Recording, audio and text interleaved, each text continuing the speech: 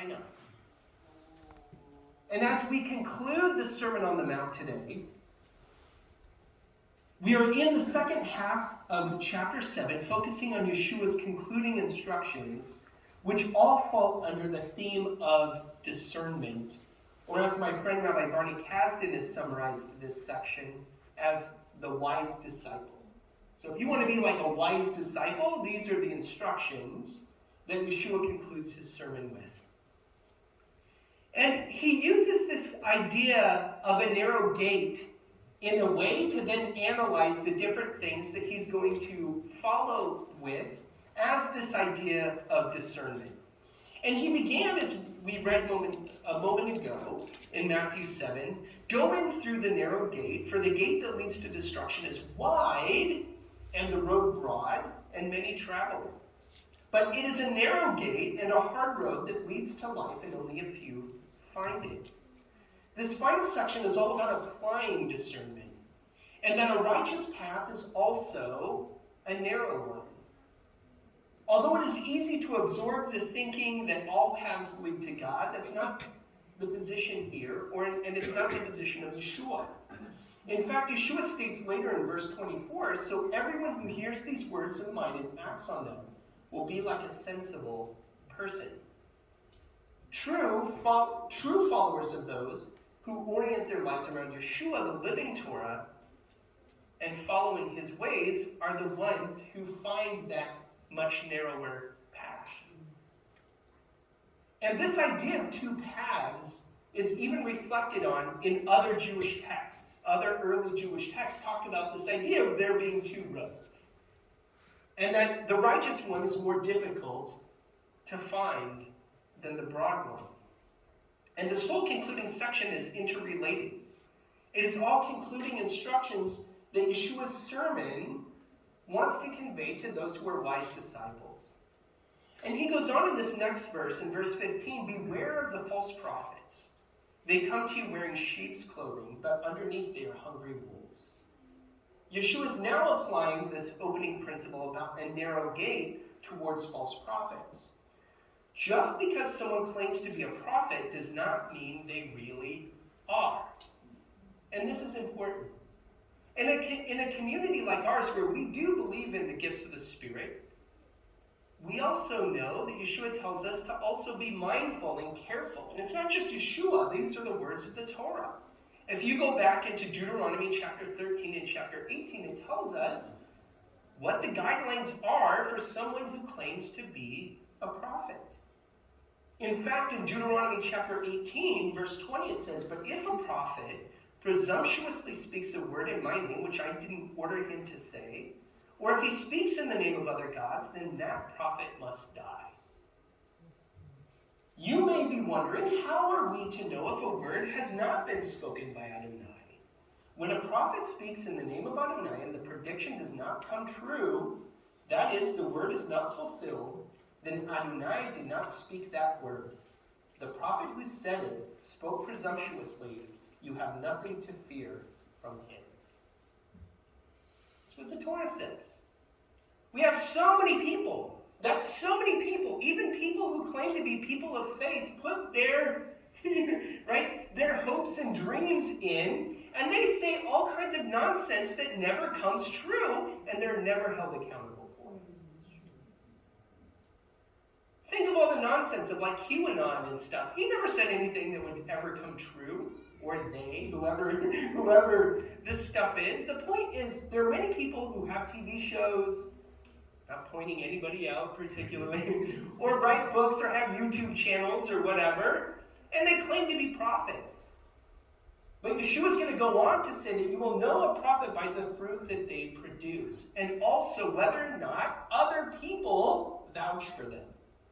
In fact, regarding the accuracy of prophecy, Paul writes in 1 Corinthians chapter 14, verse 29, let 2 or 3 prophets speak, while the others weigh what is said. Paul says that if somebody gets up in the congregation and gives a prophecy, the other prophets in the congregation need to weigh what is said in order to determine whether or not it was actually from God. But that's not the experience most of us have had. If somebody gets up and claims to be a prophet, it's like, how dare you question what I just got up to say? Oftentimes it's spiritual manipulation. If I claim to speak for God, who are you to say, like, well? But Paul actually says you have a responsibility. And the others in the congregation need to make sure that we weigh what is said to make sure that it is from God. You judge by the fruit using discernment, which is what Yeshua goes on to explain. And a principle that he uses over and over and over again, he's going to go on in verses 16 through 20. You will recognize them by their fruit. Can people pick grapes from thorn bushes or figs from thistles? Likewise, every healthy tree produces good fruit, but a poor tree produces bad fruit. A healthy tree cannot bear bad fruit, or a poor tree good fruit. Any tree that does not produce good fruit is cut down and thrown into the fire. So you will recognize them by their fruit. Yeshua over and over again within his parables always talks about judging trees. And this is why he ends up cursing in one situation the fig tree, right? Does anybody remember why he curses the fig tree? Because it didn't produce any fruit. And so Yeshua is saying it doesn't matter what it calls itself. If it doesn't produce figs, it's not a fig tree. In the same way, this is a principle for all of us, is that if you claim one thing, but you have no fruit to show for it, you're not that thing. And remember, this is following what he's saying about prophets. Anybody who claims to be a prophet, but has no fruit to show for it, is no prophet. This is a very Jewish idea. Talk is cheap, right? Actions speak louder than words. This is why we have this idea that everything is summarized by this idea of love God, love one another, the rest is commentary, right? Or as I shared last week, as Hillel says, what you find hateful, don't do to somebody else, the rest is commentary. Now go and study, right?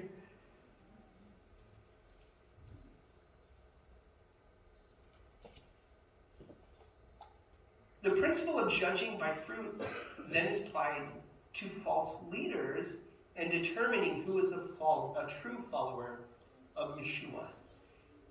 In verse 21, he says, "Not everyone who says to me, 'Lord, Lord,' will enter the kingdom of heaven.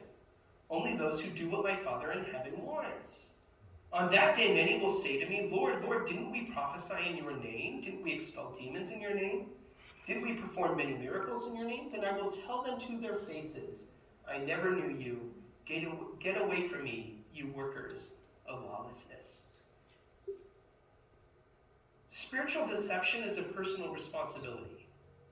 That we need to do our best in order to judge the fruit. And also there's a responsibility to those who claim, like the false prophets, to be speaking in the name of God, but don't. I've shared before that it's funny that I became a rabbi because I'm very skeptical of organized religion. And the longer I'm a rabbi, the more skeptical I become. Because it seems like anybody can claim to speak for God. Anybody can use the Bible to manipulate it for their own agendas. And very rarely are any of these people held accountable for it. And all we can do is try to do our best. Nobody's perfect, I get that. But we can try to do our best to live by the principles that we claim to believe. To love God, to love one another, to treat one another in a way that we would want to be treated. Now, I realize that's so much harder to actually do, and we all blow it on a regular basis. But we should be making improvements. And every day we're a little bit better at it than we were the day before. Because if we want to be true followers of Yeshua, this is what he says. "So everyone who hears these words of mine and acts on them will be like a sensible person who builds his house upon bedrock. The rain fell, the rivers flooded, and the winds blew and beat against that house, but it didn't collapse because its foundation was built upon rock. But everyone who hears these words of mine and does not act on them will be like a stupid person who built his house upon sand. The rain fell, the rivers flooded, the winds blew and they beat against the house, and it collapsed, and its collapse was horrendous." Those who are true followers of Yeshua are those who are able to use wisdom and discernment to establish the foundations of their faith. Right? Yeshua is saying how you build the foundation of your faith will determine whether or not you are a wise person or a stupid person. Yeshua doesn't hold back here. Right? He's not like, I want you to feel good about yourself, so I'm not, No, Yeshua says, if you actually build a terrible foundation for your faith, you are stupid. That's what he says, if you're a stupid person.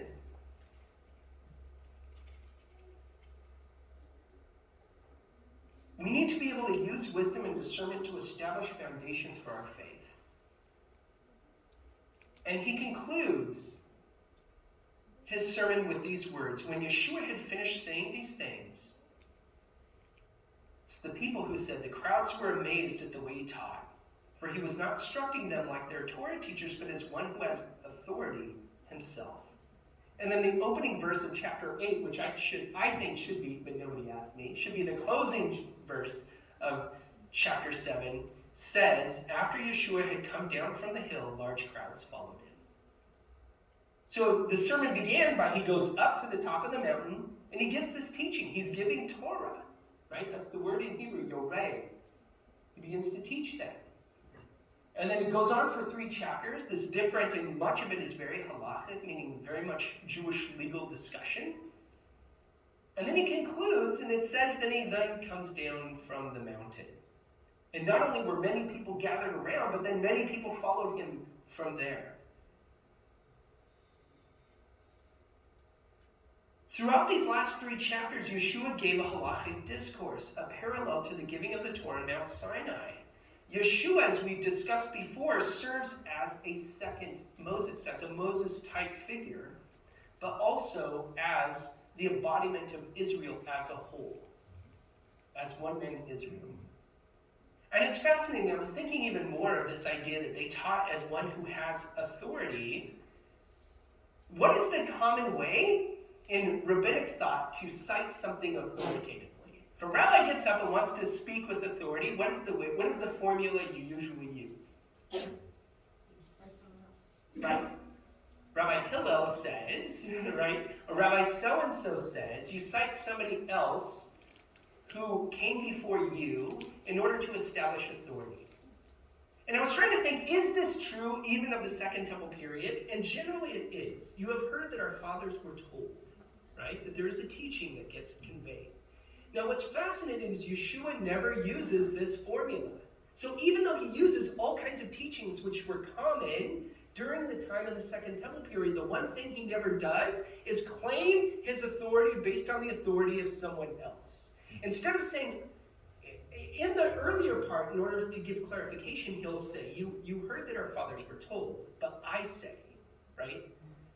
Instead of saying, Rabbi so-and-so said, or our sages said this, or, our tradition says this. Instead, he just says, I tell you, I say to you.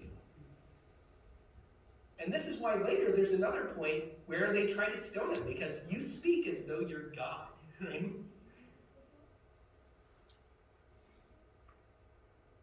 When we began this section on the Sermon on the Mount, we discussed how one of the expectations of Messiah within Jewish tradition is that the Messiah would be the ultimate halachic decisor. That, according to Jewish thought, one of the roles that the Messiah plays is he's supposed to be like Moses, therefore he's to be like a great rabbi, right? But the greatest of all rabbis, meaning he's the one that when there is something that we don't know what to do, when the greatest of our sages don't have a halachic answer, only the Messiah will tell us, and we'll wait. For example, I mentioned recently, I don't remember when, but recently where in the book of Maccabees, when the temple was defiled, that according to the books of Maccabees, is that they had to, because there was a pig sacrificed on the altar and many other horrible things done in the temple, what did they do? Does anybody know or remember? They dismantled the altar and they placed the stones somewhere else on the Temple Mount until the prophet will come and tell us what to do with it. Who is the prophet that Maccabees is expecting? The Messiah. Right, the prophet or someone like Moses, basically meaning the Messiah.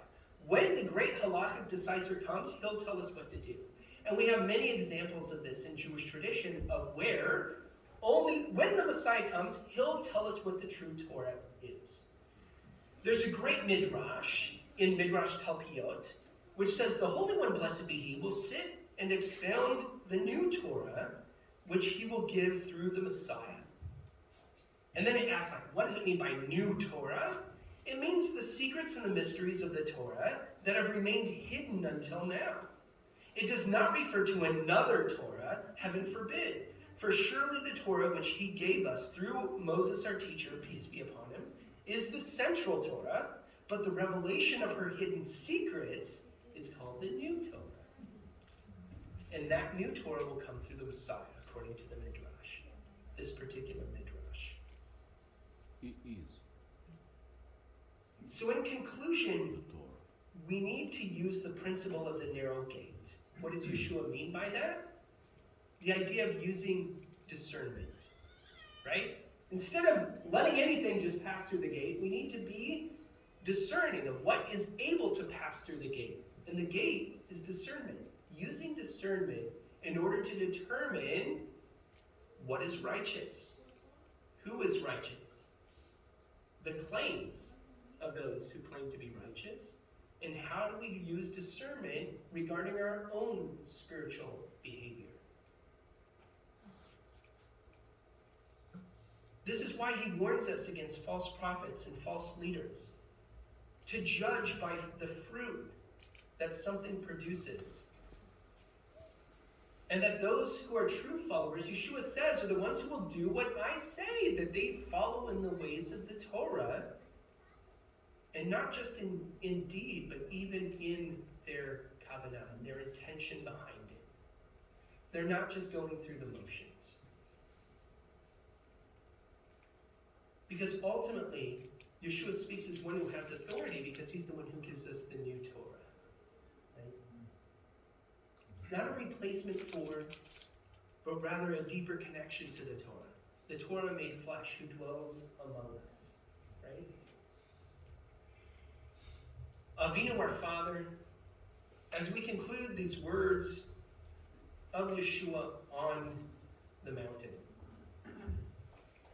that through the last 3 chapters, the wisdom that he gives us, that we would take seriously and we would really wrestle with how to apply it to ourselves. That this would be a type of musar, a type of ethical teaching for us, of spiritual enlightenment for us.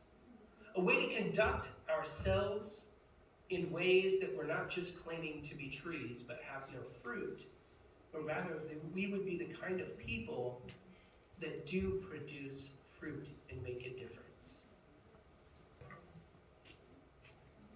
That we apply the principles to preparing the world for the return of our Messiah, to be partners with you in redemption, God.